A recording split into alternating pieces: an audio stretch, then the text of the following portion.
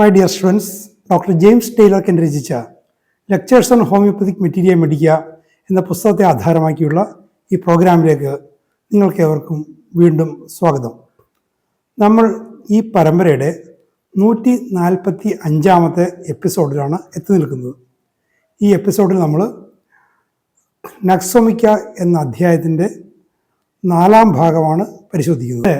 നക്സുമായിട്ട് ബന്ധപ്പെട്ട വളരെ പ്രധാനപ്പെട്ട വളരെ ശ്രദ്ധേയമായ പല കാര്യങ്ങളും, അതിൻ്റെ പാരലിറ്റിക് കണ്ടീഷൻസ്, ഇനാക്ടിവിറ്റി, ശരീരം വിചിത്രമായ രീതിയിൽ വളയുന്ന ചില അവസ്ഥകൾ, ചില വേദനകൾ, ഗോൾ ബ്ലാഡർ സ്റ്റോണും മറ്റുമൊക്കെയായിട്ട് ബന്ധപ്പെട്ട ചില വേദനകൾ, ഇങ്ങനെയുള്ള കാര്യങ്ങളൊക്കെ ഇവിടെ കെൻഡി വിശദീകരിക്കുന്നുണ്ട്. വളരെ ആഴത്തിൽ ഗ്രഹിക്കേണ്ട കാര്യങ്ങളാണ്.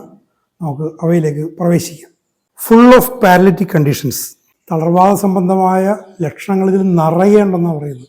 ഫുൾ ഓഫ്, അത്രക്ക് സിംറ്റംസ് കൊണ്ട് റിച്ചാണ് ആ കാര്യത്തിൽ Nux. The bowels are in a state of excitement, but this passes away and the time comes when the faeces remain in the rectum with no warning. അപ്പോൾ മലശോധനയായിട്ട് ബന്ധപ്പെട്ട കാര്യങ്ങളിൽ മലാശയത്തിൽ ഒരു എക്സൈറ്റ്മെൻറ്റിൻ്റേതായിട്ടൊരു സ്റ്റേജ് ഉണ്ട്. പക്ഷെ വളരെ ഹ്രസ്വമായൊരു ഘട്ടമാണത്.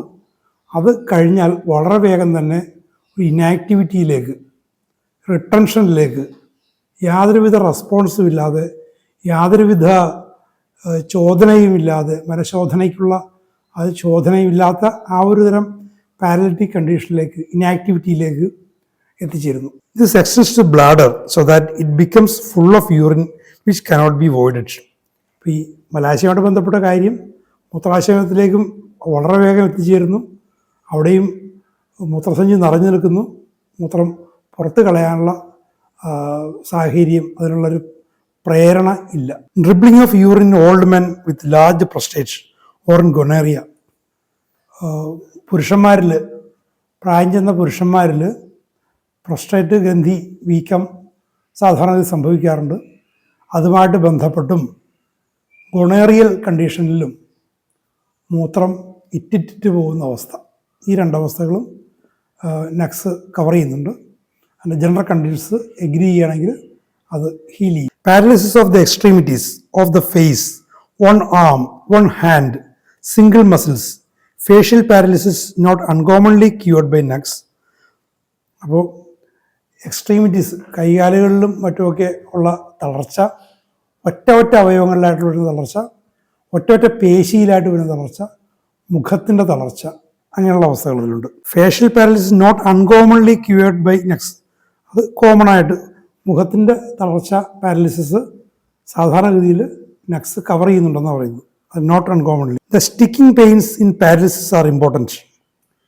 ഈ തളർച്ചയുമായിട്ട് ബന്ധപ്പെട്ട, തളർവാദമായിട്ട് ബന്ധപ്പെട്ട കാര്യങ്ങളിൽ തുടർന്ന് നിൽക്കുന്ന വേദനകൾ, സ്റ്റിക്കിംഗ് പെയിൻസ്, അത് മരുന്നുകൊണ്ട് സുഖപ്പെടുത്താൻ പറ്റില്ല എന്ന് വിചാരിക്കുന്ന തരത്തിൽ അയാളുടെ കൂടെ ആജീവാനന്ദം ഉണ്ടാകുമെന്ന് കരുതുന്ന വേദനകൾ പോലും നക്സ് കവർ ചെയ്യുന്നുണ്ട്. At times false plethora with flushed face, excitement of face, blushing, great weakness and exhaustion with irritability and the mental condition. അപ്പോൾ ഫാൾസ് പ്ലത്തോറ നീര് കെട്ടിയതാണെന്ന് തോന്നും, പക്ഷേ വാസ്തവത്തിൽ അങ്ങനെയല്ല. ആകെ ചുവന്നു കൊടുത്ത മുഖമാകെ ഉത്തേജിതമായൊരവസ്ഥ, ഇങ്ങനെ ഉത്തേജിതമായിട്ട് ചുവന്ന അവസ്ഥ, ബ്ലഷിങ്, വല്ലാത്ത ക്ഷീണം, തളർച്ച, അസ്വസ്ഥത, മാനസികമായിട്ടും ഒക്കെ ഉള്ള അസ്വസ്ഥത, അങ്ങനെ ചേർന്ന് വരുന്നൊരവസ്ഥ മുഖമായിട്ട് ബന്ധപ്പെട്ട്.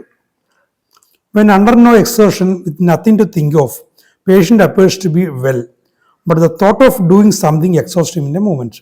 അപ്പോൾ ഒരു മെൻ്റൽ എക്സേർഷൻ പോലും ഇല്ലാതെ, ഫിസിക്കൽ എക്സേർഷൻ പോയിട്ട് മെൻ്റൽ എക്സേർഷൻ പോലും ഇല്ലാതിരിക്കുമ്പോൾ കുഴപ്പമില്ല. പക്ഷെ ഒരു മെൻ്റൽ എക്സേർഷൻ വേണ്ടി വരും എന്നുള്ള തരത്തിൽ ഒരു ചിന്ത, എന്തെങ്കിലും ചെയ്യുന്നതിനെക്കുറിച്ച് ചിന്ത വന്നാൽ മതി, സംഗതി ആകെ കുഴപ്പമായി, ആൾ എക്സോസ്റ്റഡായി, ആകെ തളർന്നു. ഫിസിക്കലല്ല, അത് മെൻ്റലാണ് വിഷയം. Head Ek from sweating in wine drinkers, in those staying out at night from night watching.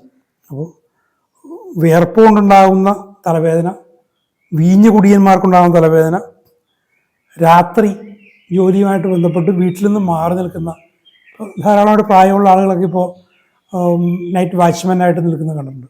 അവരിലൊക്കെ ഉണ്ടാകുന്ന തലവേദന. The greatest relief in head aches is from perfect quiet. ഈ തലവേദനയ്ക്കുള്ള ഒരു ശമനം, പലതരത്തിലും ശമനം ഉണ്ടാകും, പക്ഷേ ഏറ്റവും അധികം ശമനം ഉണ്ടാകുന്നു പൂർണ്ണ ശാന്തമായിട്ട് ഇരിക്കുക. മെൻ്റൽ എക്സേർഷൻ പോലും അയാൾക്ക് പ്രശ്നമാണ്. പൂർണ്ണ ശാന്തമായിട്ടിരുന്നു കഴിഞ്ഞാൽ കുഴപ്പമില്ല. ഈ ഹെഡ് ഏക്കിൻ്റെ സ്വഭാവം നേരത്തെ പറഞ്ഞിട്ടുള്ളത് തന്നെയാണ്. Head Ek as if A stone pressed from the vortex. നല്ല ഉച്ചിയിലൊരു കല്ല് അമർത്തുന്ന പോലെ, നേരത്തെ അങ്ങനെ പറഞ്ഞിട്ടുണ്ട്. ഉച്ചിയിൽ കല്ല് കയറ്റി വെച്ചിരിക്കുന്ന പോലെയോ കല്ല് പൊട്ടിക്കുന്ന പോലെയൊക്കെയുള്ള തോന്നലുകളും വേദനകളും. Most symptoms better from heat, but the head is worse from heat. അപ്പോൾ നെക്സിൻ്റെ മിക്ക ലക്ഷണങ്ങളും ചൂടുകൊണ്ട് ശമിക്കും, പക്ഷേ തലയുമായിട്ട് ബന്ധപ്പെട്ട പ്രശ്നങ്ങൾ ചൂടുകൊണ്ട് വർദ്ധിക്കുകയാണ് ചെയ്യുന്നത്. Contradiction. Acne from eating cheese. നാട്ടിൽ പൊതുവെ പറയുന്നതാണ് കൊഴുപ്പുള്ള സാധനങ്ങൾ കഴിച്ചു കഴിഞ്ഞാൽ മോക്കുരു വരും എന്നുള്ളത്.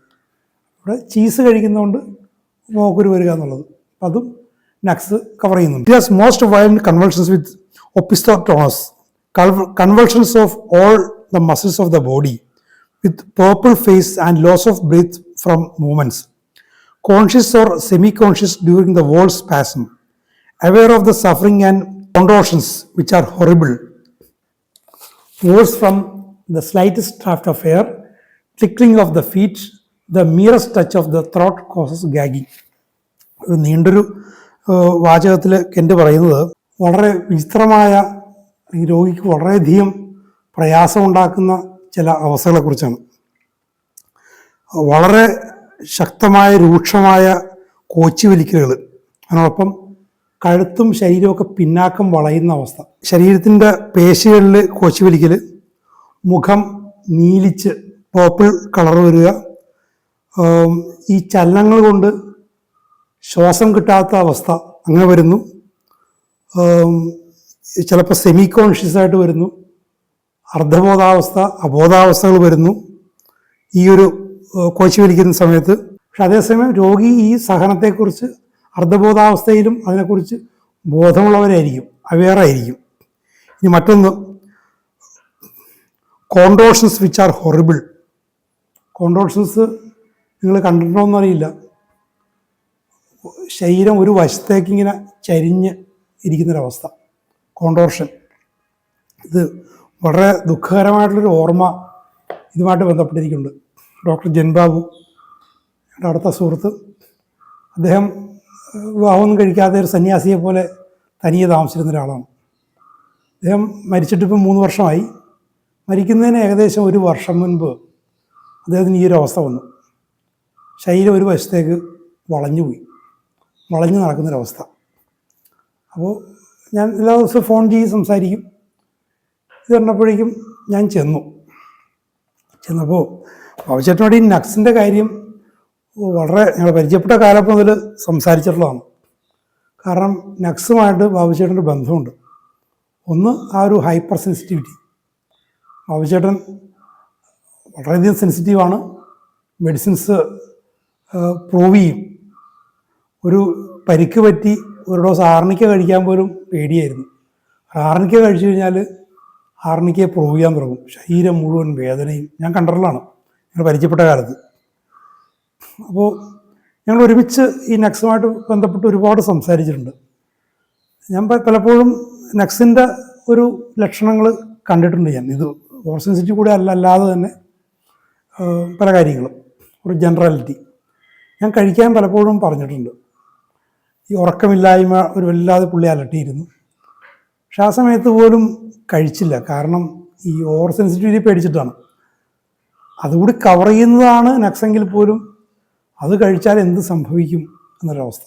കാരണം രാത്രിയൊക്കെ എന്തെങ്കിലും സംഭവിച്ചു കഴിഞ്ഞാൽ ആരുമില്ല. അത് എൻ്റെ അറിവിൽ കഴിച്ചിട്ടില്ല നക്സ്.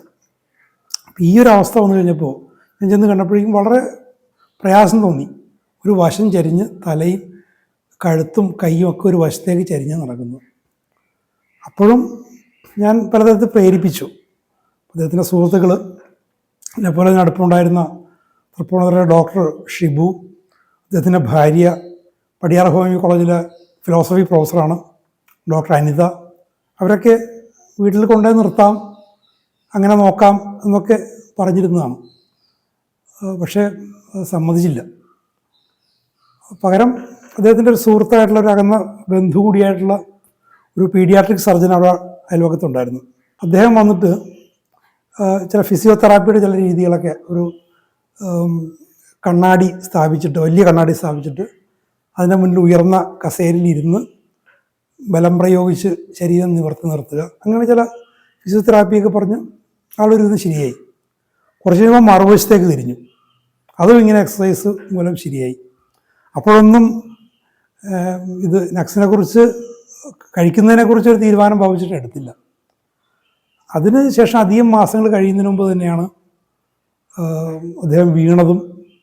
എന്ത് സംഭവിച്ചു എന്ന് കൃത്യമായിട്ട് നമുക്കറിയില്ല. കണ്ടെത്തിയപ്പോൾ വീണ് കിടക്കുകയായിരുന്നു. കാര്യമായിട്ട് ബോധവും നഷ്ടപ്പെട്ടു പോയി. ഒരു അർദ്ധബോധാവസ്ഥയായിരുന്നു. ചില കാര്യങ്ങൾ മനസ്സിലാവും, ചിലപ്പോൾ ആളുകൾ തിരിച്ചറിയും. ആ കിടപ്പിലാണ് അദ്ദേഹം മരിച്ചു പോയത്. പറയാൻ പറ്റില്ല, ചിലപ്പോൾ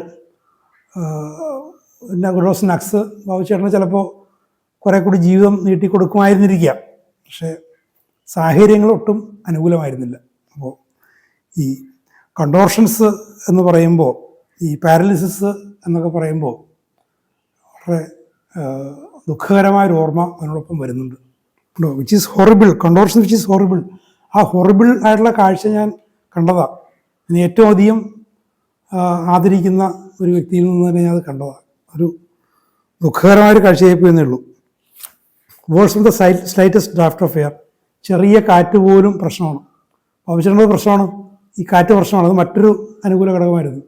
കാരണം ഞങ്ങൾ നേരം പോയി സംസാരിക്കുമ്പോൾ എറണാകുളം നഗരത്തിനോടടുത്താണ്, ഭയങ്കരമായ കൊതുകായിരിക്കും. എനിക്ക് പുറത്തിരിക്കാനാണ് ഇഷ്ടം, പുറത്തിരിക്കാൻ പറ്റില്ല. അപ്പം അകത്ത് കയറിയിരിക്കും. അകത്ത് കയറിയിരുന്ന എനിക്ക് കാറ്റ് വേണം, എനിക്ക് ഉഷ്ണം പ്രശ്നമാണ്. എനിക്ക് വേണ്ടി ഫാൻ ഇടും, ചെറുതായിട്ടിടും. പക്ഷേ ആവശ്യമുള്ളത് പ്രശ്നമാണ്, ചെറിയ കാറ്റ് പോലും പ്രശ്നമാണ്. അപ്പോൾ കൊതുക് തിരിയോ ചന്ദനത്തിരിയോ ഒക്കെ കത്തിച്ച് വെച്ചിട്ടൊക്കെയാണ് ഞങ്ങൾ ചെറുതായിട്ട് ഫാനൊക്കെ ഇട്ടിരുന്നത്. അപ്പോൾ ആ ലക്ഷണമൊക്കെ ഇവിടെ വരുന്നുണ്ട്. കാര്യങ്ങളൊക്കെ ഞങ്ങൾ ചർച്ച ചെയ്തിട്ടുള്ള കാര്യങ്ങളാണ്. പക്ഷേ ഒരു പ്രായോഗിക തലത്തിലേക്ക് എത്തിക്കാൻ സാധിച്ചില്ല. Tickling feet, the merest touch of the throat causes gagging. വളരെയധികം സെൻസിറ്റിവിറ്റി ഉള്ളൊരു ഔഷധമാണത്. അങ്ങേറ്റം സെൻസിറ്റീവ് ആകുന്നു. മനസ്സും ശരീരവും ത്വക്കും ഒക്കെ വല്ലാതെ സെൻസിറ്റീവ് ആകുന്നൊരവസ്ഥ. It is given as a routine remedy for loss of appetite. വിശപ്പില്ലായ്മയ്ക്ക് ഒരു പതിവ് ഔഷധമായിട്ട് കൊടുക്കുന്നത്. പക്ഷേ അത് അപകടകരമാകുമെന്നാണ് എൻ്റെ പറയുന്നത്. It will increase the appetite but do dangerous work to the patient. അത് വിശപ്പ് വർദ്ധിപ്പിക്കും, പക്ഷേ രോഗിക്ക് അത് ദോഷം ചെയ്യും. ഡേഞ്ചറസ് വർക്ക് എന്നാണ് പറയുന്നത്. ഒരു ഡോസൊക്കെ വേണമെങ്കിൽ കൊടുക്കാം, ഒരു മീഡിയം പൊട്ടൻസിയെ കൊടുക്കാം. പക്ഷേ പലരും എനിക്കറിയാം ഇതൊക്കെ ആവർത്തിച്ച് കൊടുക്കുന്ന കാര്യം എനിക്കറിയാം. അതിനെക്കുറിച്ചൊക്കെ എൻ്റെ പറയുന്നത് that will do dangerous work to the patients. അതൊന്നും ചെയ്യരുത്. Aversion to meat, usual food and drink. മാംസത്തോട്, സാധാരണ ഭക്ഷണത്തോട്, സാധാരണ പാനീയങ്ങളോടൊക്കെ വിരോധം. And customary tobacco and coffee. Customary tobacco and coffee എന്ന് പറയുന്നത് ഒരു പാശ്ചാത്യ രീതിയിൽ പറയുന്നതാണ്. തണുപ്പ് രാജ്യങ്ങളിൽ പുകവലി ഒരു പതിവ് കാര്യമാണ്. കൂട്ടം കൂടുമ്പോൾ ഒരു ആചാരം എന്ന് ഏൽപ്പിച്ച് നമ്മൾ ചായ കുടിക്കുന്നത് പോലെ കസ്റ്റമറി ആയിട്ട് ഒരുമിച്ച് പുകവലിക്കുകയോ ഒരുമിച്ച് കാപ്പി കുടിക്കുക ഒക്കെ. അതുപോലും ഇയാൾക്ക് പറ്റില്ല. വാട്ടർ എല്ലാത്തിനും, ഫുഡ് ജസ്റ്റ് ഈറ്റൺ, ഇപ്പോഴാണ് കഴിച്ച ഭക്ഷണം, അതിനോടൊക്കെ പ്രശ്നം. Pains particularly of the abdomen, pains cutting causing the patient to bend double with nausea from overeating, bearing down, spasmodic pains in the abdomen, often extended limbs. അപ്പോൾ അടിവയറ്റിൽ വേദന, cutting pain, ഇങ്ങനെ മുന്നോട്ട് വളഞ്ഞ് ശരീരം രണ്ടായിട്ട് മടങ്ങുന്ന തരത്തിൽ വളയാൻ പ്രേരിപ്പിക്കുന്ന തരത്തിലുള്ള വേദന. ഒപ്പം ഓക്കാനം വരൽ. എങ്ങനെയാ? സാധാരണ കവിഞ്ഞതിൽ ഭക്ഷണം കഴിച്ചാൽ ഓക്കാനം. പിന്നെ അടിവയറ്റിൽ വലിച്ചു കോച്ചുന്ന തരത്തിലുള്ള വേദന. അത് കൈകാലുകളിലേക്ക് അത് എക്സ്റ്റെൻഡ് ചെയ്യും. പക്ഷേ കൂടുതലും എങ്ങോട്ടാണ്? But more often towards the rectum. വയറ്റിൽ വലിച്ചു കോച്ചുന്ന വേദന രക്തത്തിലേക്കാണ് അത് എക്സ്റ്റെൻഡ് ചെയ്യുന്നത് കൂടുതലും. എങ്കിലും കൈകാലുകളിലും ചെല്ലാം. Colicky pains which agitate stool and urination. Colicky pains കൊണ്ട് വയറ്റിൽ നിന്ന് പോകാൻ തോന്നും, മൂത്രമൊഴിക്കാൻ തോന്നും. Renal colic. Especially when each pain shoots to the rectum and urge stool. നേരത്തെ പറഞ്ഞ പോലെ ഓരോ വേദനയും രക്തത്തിലേക്ക് എക്സ്റ്റെൻഡ് ചെയ്യുന്ന ഒരവസ്ഥയിൽ വയറ്റിൽ നിന്ന് പോകാൻ തോന്നും. ഇനാക്ടിവിറ്റി ഉള്ള ആളാണ്, പക്ഷേ ആ ഒരു അവസ്ഥയിൽ വയറ്റിൽ നിന്ന് പോകാൻ തോന്നും. യൂറിൻ ഡ്രിബ്ലിംഗ് ഉള്ള ആളാണ്, പക്ഷേ യൂറിനേറ്റ് ചെയ്യാൻ തോന്നും. ഒരുതരം വെപ്രാളമാണ്, വെപ്രാളമായിട്ട് ബന്ധപ്പെട്ട വേദന, അങ്ങനെ മലശോധനയും മൂത്രം പോക്കുമാണ്. Renal colic is caused by a stone in the ureter which by its irritation causes spasmodic clutching of the circular fibers of the canal. The proper medicine relaxes these fibers and the pressure from the behind forces these calculi out at once. അപ്പോൾ ഈ കിഡ്നിയിലെ കല്ല്, മൂത്രാശയത്തിലെ കല്ലെന്നൊക്കെ പറയുന്ന പ്രശ്നങ്ങളെക്കുറിച്ചാണ് പറയുന്നത്. കിഡ്നിയിൽ നിന്നും ബ്ലാഡറിലേക്ക് പോകുന്ന ആ നാളിയിലുള്ള കല്ലുകൾ അതിൻ്റെ ഇറിറ്റേഷൻ കൊണ്ട് ഈ അതിലെ സർക്കുലർ ഫൈബേഴ്സിൽ ക്ലച്ചിങ് ഉണ്ടാകുന്നു. അതിൽ സ്പാസ്മോഡിക് ക്ലച്ചിങ്, വലിച്ചു പോരുന്ന രീതിയിലുള്ള പിടുത്തങ്ങൾ ഉണ്ടാകുന്നു. ആ ഒരു അവസ്ഥയിൽ ഈ കല്ല് മുന്നോട്ട് പോകാൻ നിൽക്കും, പിടുത്തമാണ്. പക്ഷേ പ്രോപ്പർ മെഡിസിൻ കൊടുത്തു കഴിഞ്ഞാൽ, അവിടെ നക്സോമിക്ക എന്ന് പറയുന്നില്ല, നക്സോമിക്കയും കവർ ചെയ്യുന്നു, പക്ഷേ മറ്റു പല ഔഷധമുണ്ട്. പ്രോപ്പർ മെഡിസിൻ കൊടുത്തു കഴിഞ്ഞാൽ ഈ ഫൈബേഴ്സ്, ഈ ക്ലച്ചിങ് ആ ഒരു അവസ്ഥയുള്ള ഫൈബേഴ്സ് റിലാക്സ്ഡ് ആകുകയും പിന്നിൽ നിന്ന് വരുന്ന പ്രഷർ കൊണ്ട് ഈ കല്ലുകളെ അറ്റ്വൺസ് വളരെ വേഗം പുറത്തള്ളിക്കളയുകയും ചെയ്യുന്നുള്ളത്, വളരെ വേഗം പുറത്തള്ളിക്കും. The same is true of gall stone colic. പിത്താശയത്തിലെ കല്ലിൻ്റെ കാര്യത്തിലും ഇത് തന്നെ അവസ്ഥ. Remedy that ameliorates or some of its cognates will overcome the tendency to form stones. അപ്പോൾ ഇത്തരം അമീലറേഷൻ ഉണ്ടാകുന്ന മരുന്നുകൾ, അതിനോടനുബന്ധപ്പെട്ട റെമഡികൾ, ഇതെല്ലാം ഈ കല്ലുണ്ടാക്കാനുള്ള ആ ഒരു പ്രവണതയെ, ശരീരത്തിൻ്റെ പ്രവണതയെ തന്നെ ഇല്ലാതാക്കും. പിന്നെ കല്ലുണ്ടാകുന്ന പ്രശ്നമില്ല, ആവർത്തിച്ചിരുന്ന പ്രശ്നമില്ല. Healthy bile dissolves gall stones in the sac. ഈ ബൈല് ഹെൽത്തി ആണെങ്കിൽ, ശരീരം ഉൽപ്പാദിപ്പിക്കുന്ന പിത്തരസം ആരോഗ്യപൂർണമായ ആണെങ്കിൽ കല്ലുകളെയൊക്കെ നേരത്തെ തന്നെ അലിയിപ്പിച്ച് കളയും, കല്ലാകുന്ന പ്രശ്നമില്ല. Healthy urine does the same to the stone in pelvis of the kidney. ഇനി ഇതേ സാധനം ആരോഗ്യകരമായ മൂത്രമാണെങ്കിൽ മൂത്രാശയത്തിലെ കല്ലിനെ അലിയിച്ച് കളയും. ശരീരത്തിൻ്റെ ബേസിക് അനാരോഗ്യം കൊണ്ട്, കോൺസ്റ്റിറ്റ്യൂഷണൽ ആയിട്ടുള്ള ഡിസോർഡർ കൊണ്ട് ഈ യൂറിനും ഫീസസും ബൈലും എന്തും അൺഹെൽത്തി ആകുമ്പോഴാണ് അതുമായിട്ട് ബന്ധപ്പെട്ട മറ്റ് പ്രശ്നങ്ങൾ ഉണ്ടാകുന്നത്. വിര, കൃമി, കല്ലുകൾ, ഇതൊക്കെ. അപ്പോൾ കോൺസ്റ്റിറ്റ്യൂഷൻ ക്ലിയർ ആയിക്കഴിഞ്ഞാൽ ഇതെല്ലാം മാറും. Next runs close to dry in abdominal complaints with marked yellowness of the skin. അപ്പോൾ ത്വക്കിൽ മഞ്ഞ നിറം ഉണ്ടാകുന്ന ലക്ഷണത്തോടു കൂടിയുള്ള അടിവേറമായിട്ട് ബന്ധപ്പെട്ട പ്രശ്നങ്ങളിൽ നക്സ് ബ്രയോണിയോട് വളരെ അടുത്ത് നിൽക്കും. ബ്രയോണി നമ്മൾ നേരത്തെ കണ്ടിട്ടുണ്ട്, സ്കിന്നിൻ്റെ അവസ്ഥ. അപ്പോൾ ആ കാര്യത്തിൽ നക്സും ഒപ്പമുണ്ട്. Bryonia is worse from motion and not better from heat. ബ്രയോണിയുടെ കാര്യം അറിയാം, ചലനം കൊണ്ട് മോശമാകും. നക്സിനെ പോലെ ചൂട് കൊണ്ട് മെച്ചപ്പെടുകയില്ല. നക്സിൻ്റെ കാര്യത്തിൽ രണ്ടും നല്ലതാണ്, ചലനവും നല്ലതാണ്, ചൂടും നല്ലതാണ്. Nux is both and is more suited to portal congestion. ഈ ചെറുകുടൽ, കരൾ, ആ ഭാഗങ്ങളിലുണ്ടാകുന്ന കഞ്ചഷന് ബ്രയോണിയേക്കാൾ കൂടുതൽ യോജിക്കുന്നത് നക്സാണ്. കൂടാതെ ജനറൽ കണ്ടീഷന് വ്യത്യാസമുണ്ട്, മോഷൻ, ഹീറ്റ്. ഈ കാര്യങ്ങളിൽ വേഴ്സ് ഫ്രം സ്ലൈറ്റ് പ്രഷർ എന്നുള്ളൊരു കാര്യം കൂടി പറയുന്നുണ്ട്. നക്സ് ചെറിയൊരു പ്രഷർ പോലും ഈ ഒരു അവസ്ഥയിൽ രോഗിയുടെ സ്ഥിതി വളരെ മോശമാക്കും. ഇക്കാര്യത്തിൽ കുറച്ച് കമ്പാരിസൺസ് പറയുന്നത്, Coloc is better from the slightest pressure. ഇവിടെ സ്ലൈറ്റസ്റ്റ് പ്രഷർ കൊണ്ട് വേഴ്സ് ആണെങ്കിൽ കൊളോക്ക് അതുകൊണ്ട് ബെറ്ററാണ്. ഇനി മറ്റൊന്ന്, Mag phos is better from pressure and heat. മാഗ്ഫോസിനാണെങ്കിലോ പ്രഷറും ഹീറ്റും കൊണ്ട് മെച്ചപ്പെടും. Bryonia indicates modern peritonitis lies with limbs drawn up. ഈ പെരിട്ടോണൈറ്റീസിൻ്റെ കാര്യത്തിൽ, ഈ ഉദരസ്ഥലത്തിൻ്റെ വീക്കത്തിൻ്റെ കാര്യത്തിൽ ബ്രയോണിയാണ് കൂടുതൽ ഇൻഡിക്കേറ്റ് ചെയ്യപ്പെടുന്നത്. Lies with limbs drawn up, കിടക്കും, കൈകാലുകളൊക്കെ ഇങ്ങനെ പരത്തി വെച്ച് ഇങ്ങനെ കിടക്കും, Bryonia. Haemorrhoids, portal congestion, cutting pains to rectum causing urging to stool. നേരത്തെ പറഞ്ഞ കാര്യങ്ങൾ തന്നെയാണ്. Cuprum has cutting pains from front to back as if transfixed. ഇനി കുപ്രത്തിൻ്റെ കാര്യത്തിൽ എങ്ങനെയാണ്? മുൻവശത്ത് നിന്ന് പിന്നിലേക്ക് ഈ കട്ടിംഗ് പെയിൻസ് ഉണ്ട്, ആസ് ഇഫ് ട്രാൻസ്ഫിക്സ്ഡ് ഇങ്ങനെ സ്തംഭിച്ചു പോയ പോലെ, ആളെ സ്തംഭിപ്പിച്ച് കളയുന്ന പോലുള്ള വേദന, മുന്നിൽ നിന്നും പിന്നിലേക്ക്. ആ ഡയറക്ഷൻസിലെ വ്യത്യാസങ്ങളാണ് വരുന്നത്. Abdomen sunken in necks.